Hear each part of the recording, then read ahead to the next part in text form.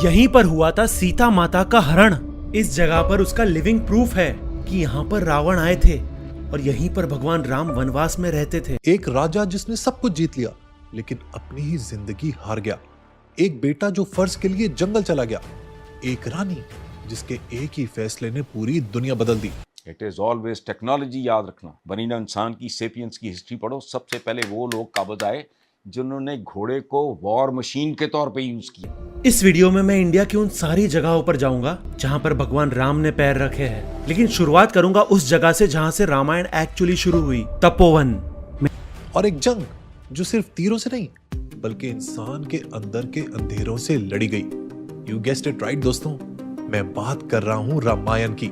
शुरू में तो घोड़ा किधर, उसको डोमिनेट किन्होंने किया जिन्होंने काठी और लगाम और रकाब इजाद कर ली, वो उन पे गालिब आ गए। It is nothing but science.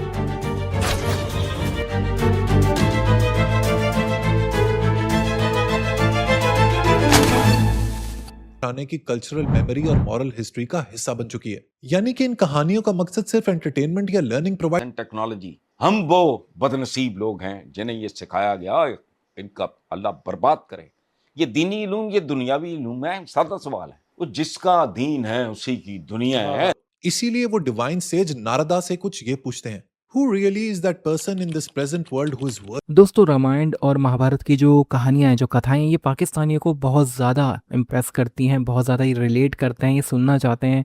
और जो ऐसे लोग हैं जिनके जो खुले दिमाग के लोग हैं, जो समझ सकते हैं, जिनके पास अक्ल है और अक्ल का इस्तेमाल भी करते हैं, वो बिल्कुल समझते हैं कि यार ये हमारा एशियन टेक्स्ट है, हमें इसे समझना चाहिए। जिस तरह की जीवन की जो समस्याएं आती हैं या हम कहें कि भाई जीवन जीने का तरीका, वो हमें इन किताबों से पता चलता है। अब ये तो एक ऊपर की बात है कि भाई समस्याएं आएंगी तो फिर उनका हल भी हमें इनमें मिलेगा, लेकिन एक बहुत ही विजडम जो ये देती है, एक बहुत ही नॉलेज जो उन किताबों को पढ़ के मिलती है, वो बहुत ही यूनिक है, जिसे देख के पाकिस्तानी बहुत ज़्यादा अट्रैक्ट हो जाते हैं। अब ये पहला पार्ट है, अब मैं इसके बाद दूसरा पार्ट भी लाऊंगा। ये पाकिस्तानी पॉडकास्टर है जो कि रामायण पढ़ा है, पहले इसने महाभारत पढ़ी थी, भगवत गीता पढ़ी थी, और उसको लेकर भी मैंने वीडियो बनाया था, रिएक्शन वीडियो। और इसमें इसने रामायण के वो लेके बातचीत की और काफ़ी सही चीज़ें इसने भी बताई हैं जो इसने समझा है, और जिसे देखने के बाद, जिसे सुनने के बाद मैं भी इम्प्रेस हूँ, और इसलिए मैंने इसका वीडियो की क्लिपिंग्स रख के एक वीडियो बनाया। हमारे देश में अब हो रहा है कि थोड़ा हम इन चीज़ों से ज़्यादा इसको लेते हैं और सोचते हैं कि भाई हम इसको प्रैक्टिकल वे में भी अब लेने लगे हैं, अच्छी चीज़ है। हम इसे सिर्फ एक धार्मिक टैक्स के तौर पे नहीं लेते, ये भी अच्छी चीज़ है। तो आप इस सब के बारे में क्या सोचते हैं, कमेंट बॉक्स में ज़रूर लिखिएगा। वीडियो अच्छा लगे तो लाइक करें, शेयर करें, चैनल को सब्सक्राइब करना ना भूलें, और बेल का आइकन प्रेस कर दें लेटेस्ट नोटिफिकेशन के लिए। हम दुनिया की सबसे पुरानी और इन्फ्लुएंशियल कहानियों की बात करें तो रामायण उनमें से एक है। It is one of the most important and sacred text in Hinduism. यही वजह है कि हजारों सालों से रामायण की कहानी जनरेशन आफ्टर जनरेशन चली आ रही है। रामायण का मतलब है द जर्नी ऑफ राम, यानी कि राम का सफर। रामायण के बहुत से वर्जन्स मौजूद हैं क्योंकि सदियों के दौरान मुख्तलिफ रीजन्स और कल्चर्स ने इस कहानी को अपने अंदाज में सुनाया और लिखा। लेकिन ट्रेडिशनली जो ओरिजिनल वर्जन माना जाता है वो एक ग्रेट सेज वाल्मीकि से एट्रीब्यूट किया जाता है। हिंदू ट्रेडिशन के मुताबिक वाल्मीकि श्री राम के दौर में जिंदा थे, इसीलिए कई लोग रामायण को सिर्फ एक लिटरेरी एपिक नहीं बल्कि एक हिस्टोरिकल या सीक्रेट नैरेटिव के तौर पे भी देखते हैं। आज के दौर में भी श्री राम हिंदू कल्चर के सबसे इंपॉर्टेंट डेटीज में से एक हैं, लेकिन रिलीजियस बिलीफ के मुताबिक श्री राम का कॉन्सेप्ट असल में एक एंशिएंट किंग के कैरेक्टर पर बेस्ड है जिसे लॉर्ड राम कहा जाता है। ऑल्दो इट्स डिबेटेबल, लेकिन बहुत से लोगों का कहना है कि उनका जमाना रफली 12,000 बीसी के करीब था। रामायण को अपने दौर की सबसे पुरानी एपिक्स में शुमार किया जाता है, लेकिन इसकी इंपॉर्टेंस सिर्फ इसलिए नहीं क्योंकि ये बहुत पुरानी है। असल में रामायण एक ऐसी नैरेटिव ट्रेडिशन बन चुकी है जिसने हजारों सालों से साउथ एशिया और उसके बाहर भी लोगों के सोचने का तरीका, उनके मॉरल वैल्यूज और उनकी कल्चरल आइडेंटिटी को डीपली इन्फ्लुएंस किया है। ये कहानी सिर्फ एक हीरोइक एडवेंचर नहीं बल्कि एक ऐसा फ्रेमवर्क भी प्रोवाइड करती है जिसमें ड्यूटी, सैक्रिफाइस, लॉयल्टी और लीडरशिप जैसे कॉन्सेप्ट्स को समझाया जाता है। रामायण की कहानी में एडवेंचर भी है, रोमांस भी है, पॉलिटिकल इंट्रिग भी है, और सबसे बढ़कर कुछ ऐसे फिलोसॉफिकल कॉन्सेप्ट्स हैं जो ड्यूटी, सैक्रिफाइस और ह्यूमन कैरेक्टर के बारे में बहुत ही अहम सवाल उठाते हैं। ट्रेडिशनल बिलीफ्स के मुताबिक रामायण को एक एंशिएंट सेज ने कंपोज किया था जिनका नाम वाल्मीकि था।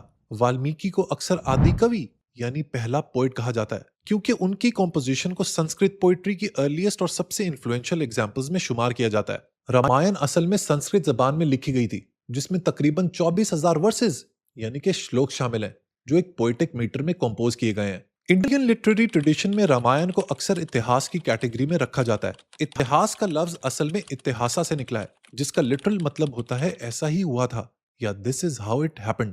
इसीलिए ट्रेडिशनल पर्सपेक्टिव में रामायण को सिर्फ एक फिक्शनल या इमेजिनेटिव स्टोरी के तौर पर नहीं, बल्कि इसे एक ऐसा हिस्टोरिकल नैरेटिव माना जाता है जिसमें बताए गए कैरेक्टर्स और इवेंट्स को रियल या हिस्टोरिकली रूटेड समझा जाता है। देखिए दोस्तों, हिंदू मजहब में भी इस बात पर बहस होती है कि क्या रामायण या महाभारत वाकई में ट्रू स्टोरीज हैं या फिर ये सिर्फ मेटाफॉर्स हैं। हम लोग आज इस बहस में नहीं जाएंगे, क्योंकि रियलिटी ये है कि रामायण और महाभारत आज हर हिंदू घराने की कल्चरल मेमोरी और मॉरल हिस्ट्री का हिस्सा बन चुकी है। यानी कि इन कहानियों का मकसद सिर्फ एंटरटेनमेंट या लर्निंग प्रोवाइड करना नहीं, बल्कि ये किसी भी सोसाइटी की वैल्यूज, एथिकल कल्चर और कलेक्टिव मेमोरी को प्रिजर्व करने के लिए इस्तेमाल की जाती है। रामायण की खास बात यह है कि ये कहानी सिर्फ इंडिया तक महदूद नहीं है। सदियों के दौरान जब ट्रेड रूट्स और कल्चरल एक्सचेंजेस बढ़ते गए तो रामायण की स्टोरी साउथ ईस्ट एशिया के मुख्तलिफ रीजन्स तक फैल गई। थाईलैंड, इंडोनेशिया, कंबोडिया और लाओस जैसे मुल्कों में भी रामायण के लोकल एडेप्टेशंस मिलते हैं, जहां कहानी को लोकल कल्चरल कॉन्टेक्स्ट के मुताबिक लिखा गया है। लेकिन आखिर रामायण की कहानी है क्या, और इस कहानी से हम लोग क्या क्या कुछ सीख सकते हैं? आज की वीडियो इसी के बारे में है। So let's start it. अगर हम ये जानना चाहते हैं कि आखिर वाल्मीकि ने रामायण लिखी क्यों, इसके पीछे उनका पर्पस क्या था, तो इसका जवाब रामायण के स्टार्ट में ही मिल जाता है। वाल्मीकि दरअसल एक ऐसे इंसान की तलाश में है जो तमाम यूनिवर्सल ह्यूमन वैल्यूज का परफेक्ट एग्जाम्पल हो। इसीलिए वो डिवाइन सेज नारदा से कुछ ये पूछते हैं, Who really is that person in this present world who is virtuous and vigorous, a conscientious one who is mindful of good deeds done to him, and also a speaker of truth, and who is determined in his deed? क्या इस दुनिया में कोई ऐसा इंसान मौजूद है जो नेक हो, हिम्मत वाला हो, जो सही और गलत को समझता हो, जो लोगों के इस वीडियो में मैं इंडिया की उन सारी जगहों पर जाऊंगा जहां पर भगवान राम ने पैर रखे हैं, लेकिन शुरुआत करूंगा उस जगह से जहां से रामायण एक्चुअली शुरू हुई, तपोवन। मेरे पीछे आप जो डिपिक्शन देख रहे हो, ये पूरे रामायण का एक बहुत ही पिवटल मोमेंट है, जहाँ से एक्चुअली रामायण में कॉन्फ्लिक्ट आया था, जहाँ पर लक्ष्मण जी ने शूर्पणखा की नाक काटी थी। शूर्पणखा, अगर आपको नहीं पता, तो रावण की बहन है।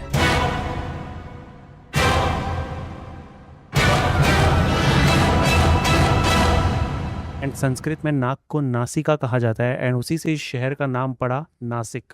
कहा जाता है कि नाक काटने के बाद शूर्पणखा ने अपने कजिन्स खारा और दुशाना को जाके कंप्लेन किया, एंड हिस्ट्री कहती है कि 14,000 राक्षस यहाँ पे आए थे भगवान राम से लड़ने के लिए। खरदूषण की सेना पे तब राम ने मोहिनी अस्त्र चलायो। एंड कहा जाता है कि 14,000 में से किसी राक्षस को भगवान राम का एक भी तीर दिखा ही नहीं।